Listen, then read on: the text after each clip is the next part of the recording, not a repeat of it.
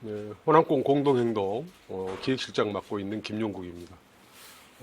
저 같은 경우에는 한빛 1, 2호기 노원저 수명 연장 현황과 문제점, 방사선 환경 예한 평가서 초안과 관련해 가지고 영광에서 어떻게 싸웠는지에 대한 이야기들을 할 수 있도록 그렇게 하겠습니다. 원자력 시설의 방사선 환경 예한 평가 작성 등에 관한 규정을 보게 되면 이게 이제 원자력 안전위원회 고시 2020-7호인데요. 제7조를 보게 되면 평가서 등의 보완이라는 부분이 있습니다. 사업자는 의견 수렴 대상 군수가 평가서 초안을 별표 1에 따라 검토한 후 그 내용이 의견 수렴에 적합하지 아니하다고 인정하여 평가서 초안에 대한 보완을 요청할 경우에는 적절한 보완 조치를 취하여야 한다라는 규정이 있습니다. 그래서 이 규정을 영광 지역에서 같은 경우에는 6개 군에서 이렇게 평가서 초안과 관련된 검토를 해서 보완 요구를 할 것인가 말 것인가라는 결정을 했는데요. 일단은 지금 영광, 고창, 부안, 전라북도 부안, 그 다음에 전라남도 한평 이렇게 네 군데에서 보완 요청을 했었습니다. 근데 왜 그 사람들이 이제 보완 요청을 하게 됐냐면요. 저희들이 일단 관계 공무원들을 쭉 만나러 돌아다녔습니다. 그래서 실질적으로 평가서 초안과 관련해 가지고 별표 1에 따라 검토를 하게 되는데 이게 지금 주민 의견 수렴에 적합하지 아니하다고 인정하여라는 부분이 있는데 이 적합한지 인정할 평가서 초안에 보완을 요청할 경우에 그러니까 적합한지 적합하지 아니한지를 누가 판단해야 되냐면 공무원들이 판단을 해야 됩니다. 이게 지자체에서 판단을 해야 됩니다. 근데 지자체 공무원들 같은 경우는 이것과 관련해 가지고 실질적으로 한 번도 해본 경험이라든가 이런 것들이 없죠. 그러다가 보니까 이제 저희들하고 많은 논의가 좀 있었는데요. 실질적으로 이제 그 내용을 좀 들어가서 보게 되면 평가서 초안에 수록된 전문 용어들이 있습니다. 그러면 뭐 미국 규제 기침서 뭐 1.111 뭐 테디 II 60 뭐 미국 규제 지침서 뭐 ICRP 뭐 NCRP 이런 것들이 굉장히 많이 있었죠. 그럼 이런 내용들을 실질적으로 지역 주민들이 알 수 있는 방법들은 없을 거 아니겠습니까? 그래서 저희들이 초안을 검토를 하면서 이렇게 쭉 보니까 이렇게 10CFR 71 그다음에 뭐 아스메 코드 섹션 3 워시 뭐 1400 그다음에 이제 쭉 보면은 여기 같은 경우에도 스케일 뭐 전산 코드라든가 뭐 마5라든가 라드트라든가 이것 말고도 굉장히 많은 용어들이 있었습니다. 그래서 이것과 관련해서 혹시 이걸 지역 주민들이 알 수 있는 방법이 있겠냐. 그렇다고 한다면 제4조 고시 제4조 평가서 작성하라 일반 요건이 있는데 이 일반 요건 제5호에 보면은 평가서 등에 사용되는 전문 용어에 대해 일반인들이 이해할 수 있도록 영어 해설을 부록으로 작성해야 한다라고 이렇게 되어 있습니다. 근데 거기 안에 방사선 환경에 의한 평가서 초안을 보니까 이 용어 해설이 부록으로 작성이 돼 있지가 않았었습니다. 그래서 이것과 관련돼 가지고 이제 했더니 한수원 쪽에 이제 문의를 했던 모양이에요. 그러니까 그 사람 한수원 쪽에서 제5조의 평가서 구성 및 작성 요령이 있는데 평가서 초안을 작성하면 주민의견에서 관점에서 기용하지 않는 항목 간략히 기술하고 이를 생략할 수 있다라고 이렇게 이야기를 했다고 그래요. 이 부분이죠. 그래서 실질적으로 이 군민들이 의견 수렴에 적합한지 아니한지를 판단하는 것은 군이지 한수원이야 사업자가 아니다. 그러니 여기를 보고 이것이 주니까 이 규정에 있어서 이게 제일로 그 중요한 것이니까 이 부분을 가지고 검토를 한번 해봅시다. 이렇게 좀 이야기가 돼가지고 그 부안군 그 다음에 저쪽에 그 뭐 고창군, 영광군, 한평군이 네 군데에서 이것과 관련돼서 그 보고서 그 보안 요구를 한 겁니다. 그 보안 요구들을 보면 실질적으로 이쪽에 기상 및 대기 확산 부분이 있는데 사고시 방사선 대기 이동 확산을 평가할 기술하고 필요한 도면을 첨부를 한다 이게 있는데 N극, S극 뭐 이렇게 돼 있는데 뭐 남북 뭐 그 동서 이런 게 있을 것 아니겠습니까? 그러면 16개 방위로 표시돼야지만이 내가 어느 지역에 어느 방위에 살고 있고 나한테 오는 것은 어떻다라는 그 이야기가 돼야 되는데 그게 지금 알 수가 없었다라는 거죠. 이 부분입니다. 실질적으로 사고로 인한 영향이라든가 이런 부분에 있어 가지고 이제 여기 같은 경우는 제일 높은 것들을 갖다 이렇게 하고 있는데 이것들을 하는 데 있어 가지고 제일로 중요한 것이 이거는 이제 그 통틀어서 이야기가 나온 거고 어떤 지역 내가 울산 동구에 살고 있는데 울산 북구에 살고 있는데 어떠한 루트를 통해서 어떠한 바람 방향에 따라서 나한테 그 방사능이 오고 그 방사능 수치는 어느 정도 된다는 것을 알도록 해줘야 되는데 그 내용을 알 수가 없도록 돼 있더라. 그래서 이것과 관련해 가지고 실질적으로 그 요구를 했던 겁니다. 근데 이 내용이 첨부가 안 돼 있었고요. 그 다음에 제6장 사고로 인한 영향 부분에 있어가 6.2를 보게 되면 방사선언, 가정된 사고 유형별로 방사선언을 기술한다라는 부분인데 이 방사선언이 중대사고별, 11가지의 중대사고별 방사선언이 기술이 안 돼 있었던 겁니다. 그리고 방사선언을 결정 시 사용된 가정을 기술한다. 피폭설량 계산에 사용되는 계산 모델 및 입력 자료를 기술한다라고 되어 있는데 이런 것들이 전혀 기술되었지 않았었습니다. 이에 이제 저희들 영광에서도 그 공청회를 하게 되는데요.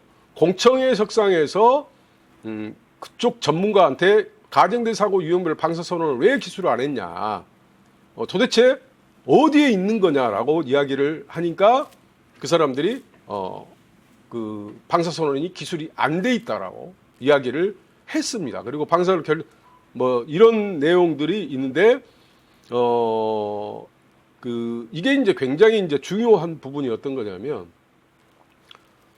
실질적으로 여기에서 사고가 나게 되면 물론 이제 월성 2, 3, 4, 5기 같은 경우에는 중수로기 때문에 다른 형태겠습니다만은 이쪽 뭐 방사 이 원자로가 높게 이제 원자로의 중대 사고라는 것은 원자로 내에 핵연료가 녹음으로써 발생되는 거란 말이에요. 녹으면서 이제 이 방사능 물질이 밖으로 나오게 돼 있는데 이것들이 어디를 통해서 이렇게 나올지는 모르는 거지만 약한 부분을 통해서 나오고 그러면 이 경락 건물 안으로 배출되는 것이 얼마인지 그 다음에 경락 건물에서 외부 대기로 나가는 것이 얼마인지 이게 나와줘야만이 실질적으로 내가 어느 정도 피폭을 당하는지를 알 수 있는 거란 말이죠. 근데 그 내용들이 싹 빠져 있어 버린다는 겁니다. 그래서 실질적으로 그 하나마나한 그 방사선언 그 방사선 환경에 의한 평가서였다라는 겁니다. 그리고 물론 이제 그 이거는 좀 어렵기는 합니다만은 실질적으로 그 기존 방사선언항은 이걸 쓰고 있습니다. 그러니까 아까 그 우리 한병섭 박사님이나 이종윤 대표님께서 그 했던 10CFR 100.11과 연계된 것은 TID 14844입니다. 그리고 이미 50분율 경납부를 부여한다는 가정 자체가 자연적 제거 50분율을 고려한 것이므로 이 50분율은 살수 등과 같이 인공적인 수단에 의한 추가적인 제거를 고려하지 않고 그중에 환경으로 배출된다고 본다라는 것이 TID 14844거든요. 근데 이 사람들이 어떤 거냐면 대체 선언항에 RG1195를 씁니다. 렉가이드라고 그러죠. 그 다음에 1183에서는 자연적인 칩조뿐만 아니라 대부분이 살수계통 제수라는 여과기 등과 같이 인공적 안전수단에 제거되는 것을 고려하고 있으면 이 점은 TID 14844인데 이것은 경우에 따라서는 100배, 200배 차이까지도 날 수 있다라는 겁니다. 그래서 실질적으로 10CFR11 같은 경우는 적용하고 살수 제거는 원안이 고시에도 없는 RG 1195를 적용을 저쪽에서는 해버렸죠. 그래가지고 나온 것들이 실질적으로 이번에 방사선 환경영향 평가서인데요. 그래서 이제 좀 찾아봤습니다. 찾아봤더니 최종 안전성 분석 보고서에 테이블 15.6-17이 있더라고요. 그래서 이게 지금 대형 냉각제 상실 사고 시 선량 평가율 방사선량을 보게 되면 방사 선량률을 보게 되면 이 정도로 차이가 납니다. 이 정도로. 여기 그래서 이게 지금 굉장히 조금 이것 같은 경우는 굉장히 이게 플러스 4잖아요. 플러스 4승이잖아요. 4승. 요것 같은 7승이나 됩니다. 여러분 4승과 7승과 차이에는 엄청난 차이가 나게 되죠. 그래서 나온 것들이 지금 이런 형태로 지금 나와 있는데요. 그래서 지금 지역 공무원들 같은 경우에 심지어는 한평군 같은 경우에는 5번에 걸친 보안 요구를 합니다. 5번에 걸친.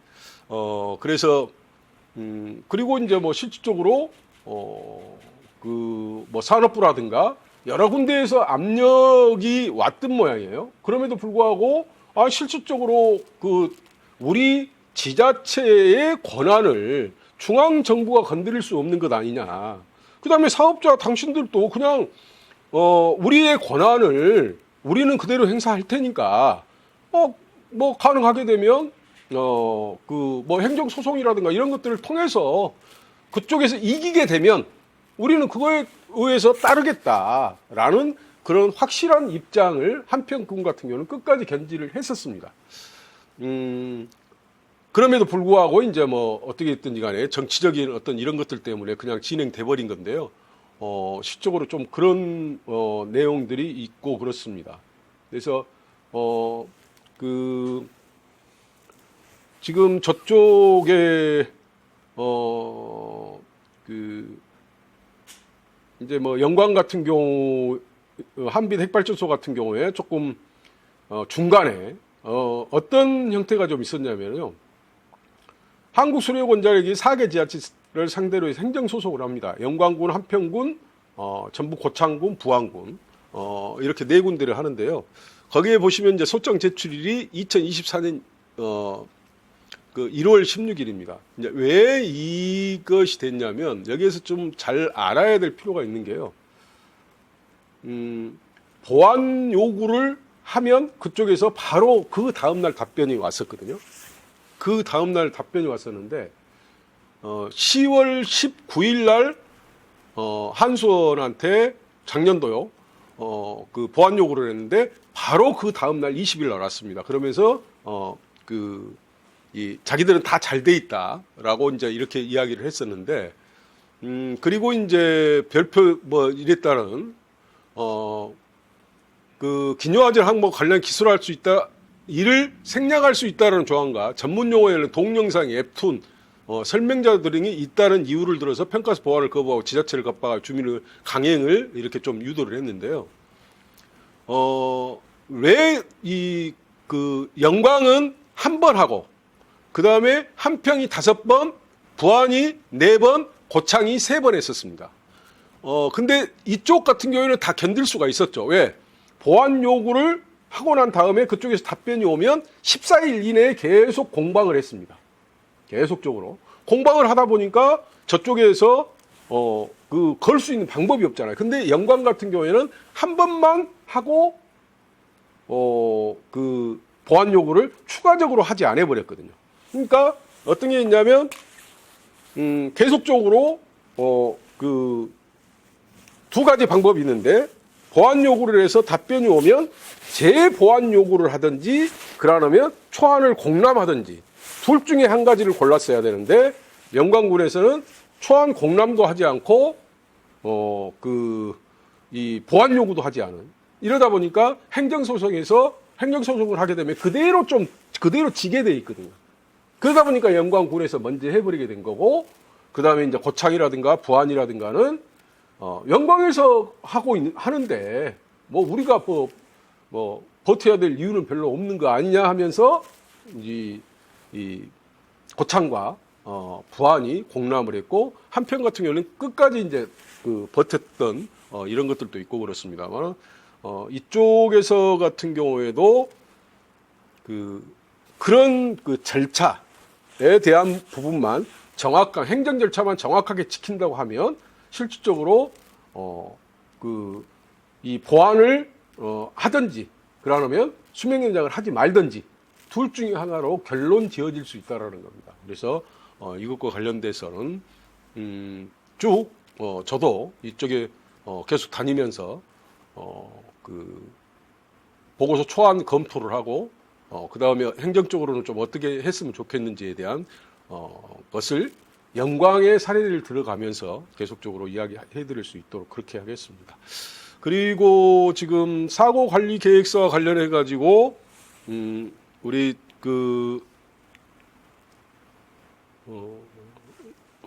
그리고 요 부분이 있습니다. 방사선 환경영향평가 심사 지침이 이제 저쪽에서는 최신 기술 기준을 지키고 있다고 하면서 지금 이야기를 하고 있는 게 어떤 거냐면, 방사선 환경영향평가 심사 지침이 있습니다. 근데 이 지침이라는 것은 법에서 최신 기술 기준을 이야기하고 있기 때문에 이것 같은 경우에 심사 지침 같은 경우에는 지침이 그걸 엎을 수 있는지 없는지는 잘 모르겠어요. 그래서 이것도 또 이제 검토를 조금 해봐야 되는데,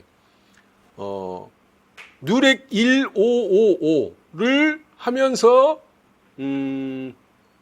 어떻게 하냐면 본 지침은 88년 영광 3, 4호기로 시작된 방사선 심사에서 축적한 경험과 전문가들의 의견 그리고 규제 요건을 적절히 반영하여 국내 이용시설에 대한 방사선 환경 심사에 적합하게 만들어졌다, 이렇게 이야기를 합니다. 그러면서 이것을 자기들이 뉴렉 155를 쓰고 있다라고 지금 이야기를 하고 있는 거죠. 근데 뉴렉 155는 사회 경제적 영향까지를 검토하도록 되어 있습니다. 이런 부분들이 있고요. 그래서 이제 굉장히 이건 아니다라는 생각이 좀 들고요. 그다음에 영광 같은 경우에 이제 뭐 경락 건물에 76cm짜리 1호기에만 76cm짜리가 있고 4호기에는 이게 경락 건물의 폭이 167cm인 곳이 있습니다. 주중기간 지나가는 데는 167cm가 있는데 거기에 157cm, 10cm만 남기고 전부 다 뻥 뚫어져 있는 이런 상황이었습니다. 뭐 이런 아주 엄청난 부분이 있었는데요. 그 다음에 실질적으로 저희 영광 3, 4호기를 건설하면서 월성 2호기, 3호기, 4호기 건설이 들어갔거든요. 그리고 당시에 영광 3, 4호기에서 건설 소장을 맡았던 사람이 제가 알기로는 월성 2, 3, 4호기 건설을 맡은 걸로 알고 있어요. 그렇다고 한다면, 그리고 이제 같이 물론 이제 건설 회사는 약간 틀리기는 합니다만은 건설 방식도 틀리고요. 경락 건물과 관련해서 제가 아는 한에 있어가지고는 부실공사와 관련돼서 실적으로 영광에 이렇게 제보가 들어온 적도 있습니다만은 그것들이 지금 아직까지는 이쪽에 전달이 지금 안 돼 있는 상황이죠. 그렇습니다. 그 다음에 실질적으로 이제 요 부분 같은 경우에도 6월 12일 날 부안군 행안면 진동리라는 데가 있습니다. 진동리에서 4.8의 지진 발생이 됐다 보니 여기 같은 경우는 5.8의 지진이었죠. 경주 지진이. 그 다음에 이 보니까 이렇게 돼 있더라고요. 그래서 이제 영광 같은 경우는 이런 부분들 실질적으로 이제 5호기가 설치되는 위치에 평균폭이 80m 131을 파대도라든가 이런 전반적인 것들을 검토해서 같이 싸웠었습니다. 그 다음에 이제 지금 우리가 한번 봐봐야 될 게 어떤 게 있냐면 요 부분입니다. 그 영광의 그 1호기 제어봉 조작 실패에 따른 열출력 급증 사건이 있었는데요. 이때 당시에 그 운전 무자격자, 그러니까 거기에 작업자가 조종사가 한 게 원자로 조종사가 이 사용 해결료를 이렇게 조작한 게 아니라 작업자가 해버렸습니다. 그래가지고 그때 당시에 자기들 또 이 문제와 관련해서 문제가 있다라고 해가지고 그 안전문화 미비 이렇게 해서 전문가를 외부 전문가를 뭐 전문성 강화하고 교육훈련센터 당시에 그 2개 호기당 3명으로 돼 있는데 지금 뭐 여기에 실질적으로 2개 호기당 3명이 현원일지 실제 인원은 2명뿐이었습니다. 그래서 현원 확보와 중기 8명, 장기 14명. 장기는 언제까지 했냐면 2020년 12월 달까지 확보하겠다고 했습니다. 그러면서 뭐라고 이야기를 했냐면 미국 팔로버디 원전에는 2기당 25명의 교수가 있고 아랍에미리트 우리가 수출한 아랍에미리트 같은 경우도 21명이나 된다. 그래서 자기들도 14명으로 하겠다고 했는데 지금도 현재도 2명으로 있습니다. 그렇다고 한다면 고리 2, 3, 4호기, 한빛 1, 2호기, 한울 1, 2호기, 여기 그 월성 2, 3, 4호기 이것 전체가 지금 그 경험 반영을 해줘야 되는데 이런 내용들이 전혀 지금 안 돼 있고 그 다음에 시험 성적서 이주 사건 이것 가지고 2012년도에 영광이 발칵 뒤집혔죠. 그렇게 해가지고 품질률을 2명에서 8명으로 늘린다고 그 했고 2013년도에 원안위에서 요구했어요. 현재까지 그대로 2명입니다. 8명으로 늘리기로 했는데 이것도 마찬가지로 경험 반영이 전혀 지금 안 돼 있는 이런 상황이기도 합니다.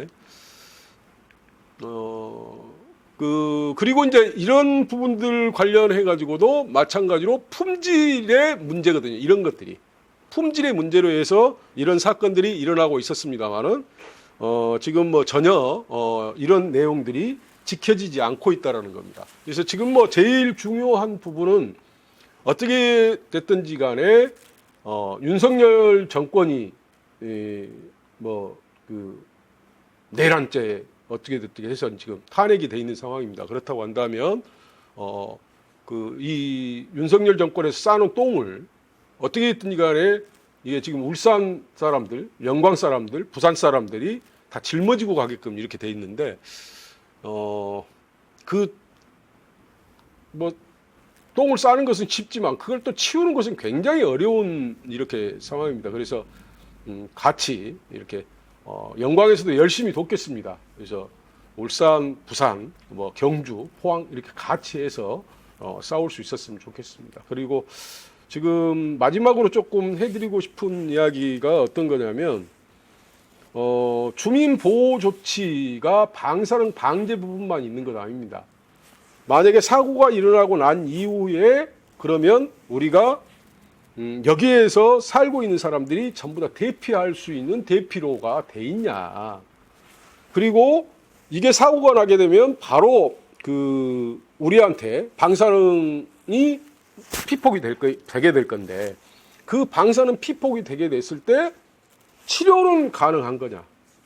그 다음에 지금 그 방사능이 이게 사고가 났을 때 실질적으로 내가 살고 있는 집이 내가 살고 있는 학교가 방사능이 오염됐을 때 내 학교 그 교육 부분은 어떻게 되는 건지 그 다음에 내 집에 대한 보상은 되는 것인지, 내 땅에 대한 보상은 되는 것인지, 내가 직장을 잃어버렸는데 그 직장은 어떻게 하는 것인지, 손해배상 부분이 있단 말이에요. 그러면 지금 한전에 2019년도에 나온 자료를 보게 되면 거리에서 중대 사고가 일어났을 때, 일본 후쿠시마처럼 중대 사고가 일어났을 때 어느 정도 비용이 드느냐라는 것을 계산을 해놨는데요. 2,417조 원이라고 그럽니다. 그 다음에 그 월성 같은 경우에는 1,700 몇십 조가 들어간다고 합니다. 지금 우리나라의 원자력 시설에 사고가 났을 때 손해배상법을 보게 되면 3억 SDR 5천억으로 돼 있죠. 지금 보험을 든 것은 5천억밖에 안 됩니다.